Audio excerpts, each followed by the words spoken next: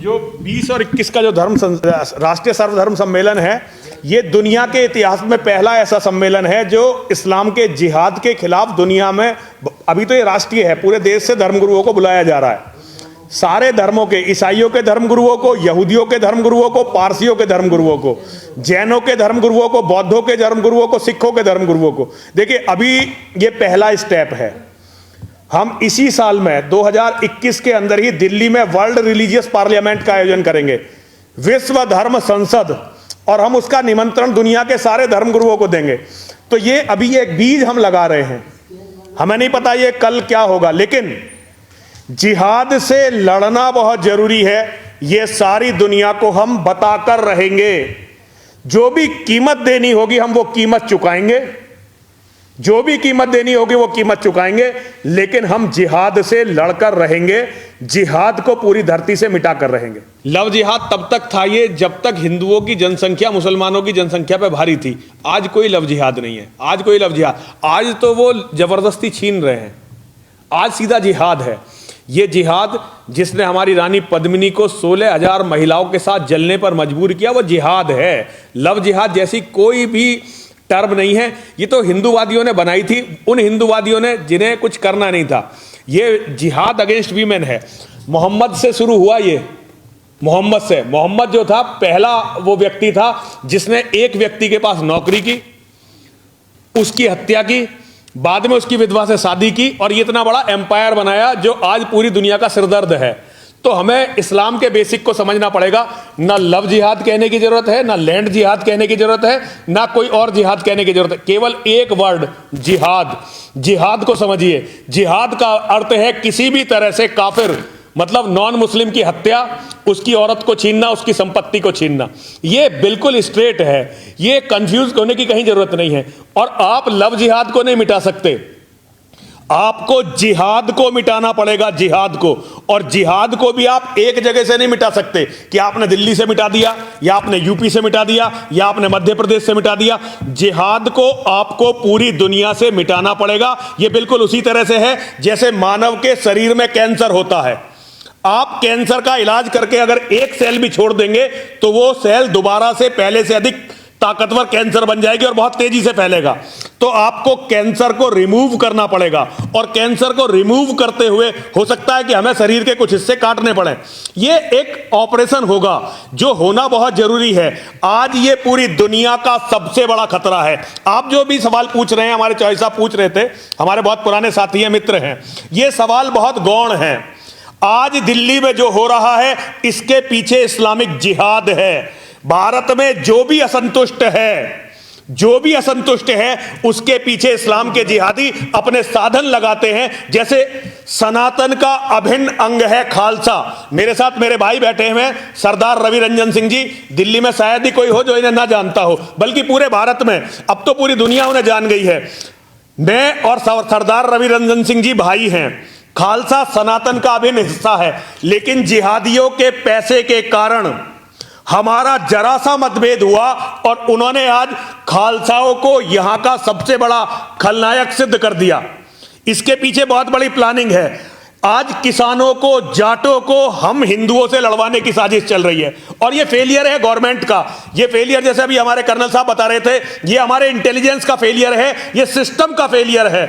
जब शरीर कमजोर हो जाता है, जब शरीर कमजोर हो जाता है तो उसके अंदर के जितने भी अंग होते हैं वो सारे टोटल फेलियर की तरफ चलने लगते हैं। कभी किडनी वीक होती है, वो साथ छोड़ देती है, कभी लीवर साथ छोड़ देता है, कभी पैनक्रियाज साथ छोड़ देता है। ये आज सनातन धर्म के साथ हो रहा है, और इसका केवल एकमात्र कारण है कि हिंदुओं ने सब कुछ किया, बस इस्लाम के जिहाद से लड़ना शुरू नहीं किया।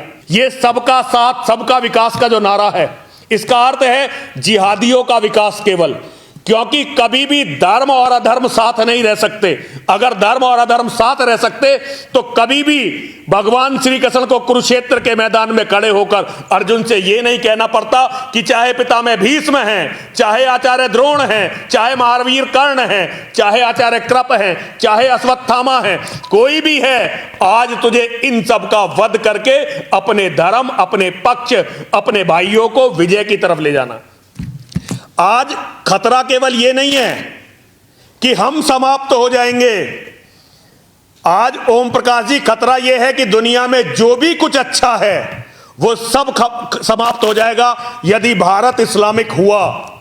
हमें कुछ भी करके भारत को इस्लामिक नहीं होने देना है। अगर अपनी गर्दन देनी पड़े तो गर्दन देंगे, यदि अपने बच्चे मरवाने पड़े तो बच्चे मरवाएंगे, कुछ भी करेंगे, लेकिन भारत को इस्लामिक नहीं होने देंगे। और पूरी दुनिया को बताएंगे कि भारत यदि इस्लामिक हुआ तो यह दुनिया के लिए कितना बुरा होगा। ये इटली के पोप को भी बताएंगे, इजराइल को भी बताएंगे, अमेरिका के नेताओं को भी बताएंगे।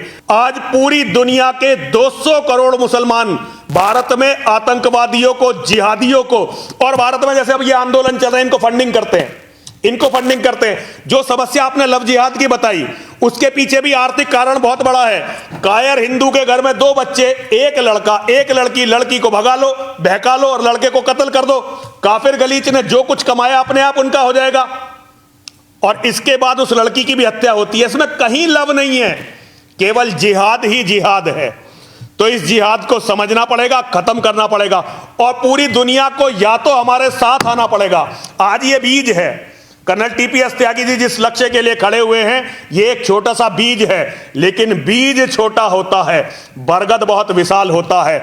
मैं यहां दिल्ली के इस प्रेस क्लब में आप सभी को बताना चाहता हूं, या तो दुनिया हम लोगों के साथ आएगी या दुनिया तबाह होगी, तीसरा कोई रास्ता नहीं निकलने वाला है। महाराज, जैसे कि इजराइल है, इजराइल में बहुत कम आबादी है और सारी पूरी इजराइल है, चारों तरफ कंट्री है, क्या वही पैटर्न हमको भी अपनाना पड़ेगा? बिल्कुल बिल्कुल, हमारा रोल मॉडल होना चाहिए इजराइल के यहूदी हमारा वर्तमान। देखिए, यूं तो हम विश्व गुरु थे और हमारे अध्यात्म में, हमारे शास्त्रों में सब कुछ लिखा हुआ है, लेकिन हिंदुओं ने बहुत समय से अपने शास्त्रों को, अपने धर्म को फॉलो नहीं किया है।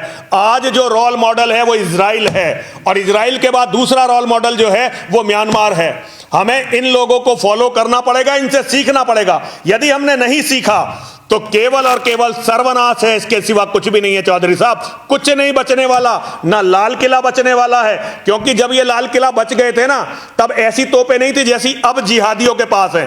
ये बड़ी बड़ी बिल्डिंगों के सामने, आपने बेरूत में देखा होगा, अफगानिस्तान देख लो, इराक देख लो, बड़ी बड़ी बिल्डिंगों के सामने तोप खड़ी करते हैं और बिल्डिंगों को उड़ा देते हैं। सबसे गहन बात, ये आईएसआईएस, अलकायदा, तालिबान जो विदेशों में लड़ रहे हैं, इनका मूल भारत की धरती पर है। दारुल उलूम देवबंद इन सारे आतंकवादियों की जड़ है, इनकी मदर इंस्टीट्यूशन है दारुल उलूम देवबंद। लेकिन भारत में किसी की भी कहने की हिम्मत नहीं है, क्योंकि इसकी सजा मौत है। हमने अपने दिल से मौत के डर को निकाला है, तब आज दिल्ली के इस प्रेस क्लब में आपको ये बातें बता रहे हैं। क्या महाराज, आप आगे की जो तैयारी है, जैसे अभी आपका प्लान है, अधिवेशन होगा, तो जो इजराइल में वहां के लोग हैं, गन लेके घूमते हैं, तो क्या ऐसी नौबत हमारे? देखिए, ये तो भविष्य के गर्त में है कि कल क्या होगा। मैं चौधरी साहब, इसके बारे में मैं कुछ नहीं कह सकता।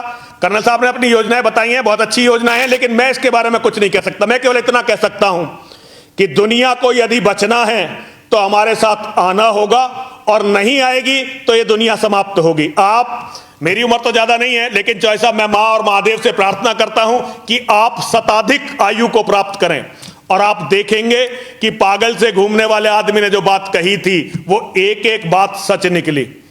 तो कल क्या होगा, ये एक समय पूरा हिंदुस्तान खत्म होने वाला था, अचानक कहीं से घूमते हुए अंग्रेज इस देश में आ गए और हमें 300 साल और मिल गए। 300 साल हम जिंदे रहे अंग्रेज के कारण। ये बहुत सारी हमें जो इतिहास में पढ़ाया गया, हमारा इतिहास असल में मुस्लिम शिक्षा मंत्री था पहला, और उसने मुसलमानों के हिसाब से लिखवाया और हमें ये बताया कि अंग्रेज हमारा सबसे बड़ा शत्रु था। लेकिन सत्य तो ये है कि अंग्रेज के आने के कारण हम जीवित रहे हैं, और कल क्या होगा कल कोई नहीं जानता। भारत को इस्लामिक होने कोई भी नहीं देना चाहेगा। यह दूसरी बात है कि अपनी लड़ाई हर किसी को खुद लड़नी पड़ती है। जब हम लड़ेंगे तो लोग हमारी आवाज में आवाज मिलाएंगे। अभी भारत ने दुनिया का विश्व गुरु होने का अपना कर्तव्य पूरा नहीं किया है। विश्व गुरु होने का कर्तव्य केवल यह नहीं था कि हम केवल पूरी कचौरी खाएं और यह बताते रहें कि हम विश्व गुरु थे।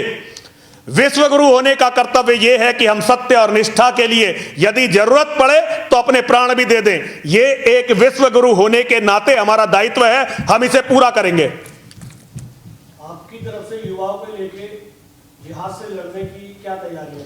देखिए, मेरी तरफ से जो तैयारियां हैं वो समय बताएगा। देखिए, अभी साधन नहीं है, लेकिन हम लड़ना शुरू करेंगे, साधन आएंगे और सब कुछ होगा, सब कुछ होगा। ये आप समझ लीजिए ओम प्रकाश जी, हम किसी भी कीमत पर दुनिया को इस्लामिक नहीं होने देंगे। मैं कोई मुसलमान नहीं हूं कि आज मैं मर जाऊंगा और कल मेरा किस्सा खत्म हो जाएगा। ना ईसाई हूं, मैं सनातनी हूं। हम आज मरते हैं और कल हमारा पुनर्जन्म होता है। हम अब मारे जाएंगे, फिर लड़ेंगे, फिर हम जन्म लेंगे और हम एक दिन जीतेंगे। दुनिया में न्याय रहेगा, दुनिया में सत्य रहेगा, दुनिया में प्रकाश रहेगा, दुनिया में इस्लाम का जिहाद नहीं रहेगा, दुनिया में अन्याय नहीं रहेगा, अंधेरा नहीं रहेगा। हम अंधेरे को मिटा देंगे।